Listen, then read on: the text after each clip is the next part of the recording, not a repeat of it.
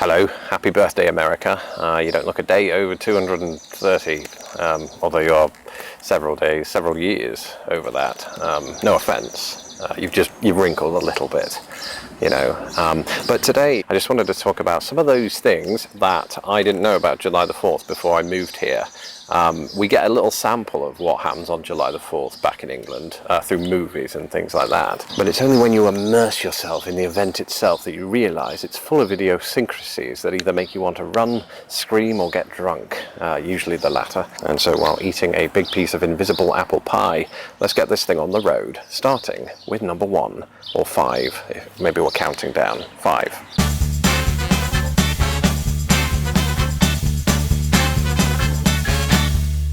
Mosquitoes are everywhere. They're everywhere here, especially here in the Midwest. You know, my first ever July the 4th was appalling. I got attacked by mosquitoes and my face looked like this. I sent these pictures to my mum at the time and she thought I'd been done in by a SWAT team. To this day I'm convinced the mosquitoes were given the memo that I was the British one and I needed ousting. They did their job, but I will get my revenge.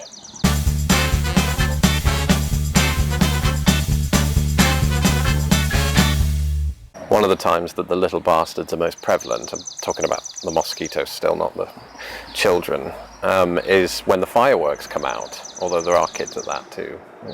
But yeah, fireworks are everywhere on July 4th, not just July 4th, but the night before on July 3rd too. So it's obviously a loud place to be, not just because of the fireworks, but sometimes people are shooting off rifles into the air. So that's more New Year, but that's freedom, baby.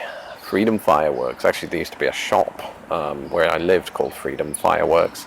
You can't get more American than that. But they're put on a good display, depending on where you are. And in recent years, they've taken to letting off those lanterns that have a flame inside them, and it makes them fly for an undetermined amount of time, presumably until they come down on someone's house and burn it to the ground.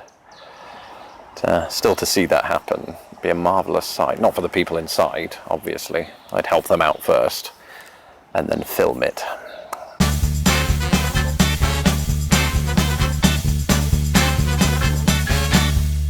There's a lot of Americana on this day. I mean, you'd expect that, but I think I just assumed it was just American flags that were put out there. But no, you see a lot of paraphernalia, you know, people dressed in really gaudy t-shirts and stuff, you know, the likes of which you'd never catch me doing, I think. But it's a bit of fun, you know, I think people have a lot of fun. They celebrate America Day in good spirits, usually. You know, we're all in solidarity, except me and the mosquitoes. And that's the other thing, you know, maybe there was a tip-off, you know, maybe somebody did tell the mosquitoes, but for the most part, Americans actually treat me with grace and dignity and just want to know about the history.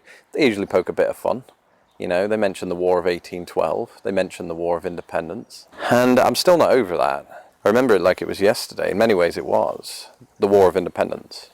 What you don't know about me is I am 241 years old. If you're doing the maths, you'll realise that I was a baby at the time of the signing of the Declaration of Independence. So my joke didn't really work, did it?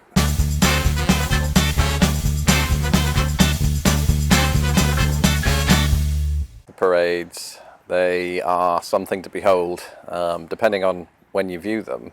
You know, sometimes they're in the day on July. They even have midnight parades at night, July the 3rd. So you have the midnight parade and the fireworks. Then you sleep for 4 hours, you know, filled to the brim on food.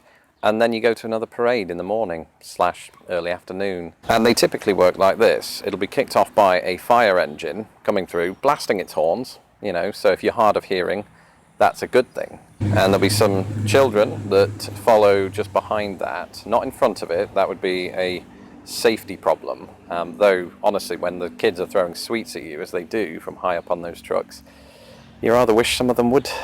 But that is definitely something about these parades, is people throw stuff at you. Sometimes that's great, because it's free candy, you know, if you need that in your life. Sometimes you do. Sometimes it's not so good. I saw a dog get hit in the eye once. Went after them. It was a Rottweiler. Took care of business. Then you have people grandstanding their political positions, you know. Jerry Smith for mayor. That was a made-up name. I hope there isn't a Jerry Smith running, because now That will sound like an endorsement. It is a good time when we all come together and celebrate this country's victory over the British. It's not so much a victory, was it? I mean, you became independent, sure, and well done. You know, why would you want to be under that tyrannical regime? We're not really tyrannical anymore. In fact, in many ways, if the Queen ruled over you, would it be so bad? I don't know. I'm joking. I don't want to go down that rabbit hole again. I mean that literally. I was shoved down it. Never mind. But speaking of coming together, that brings me very neatly onto the fifth and final entry on this list.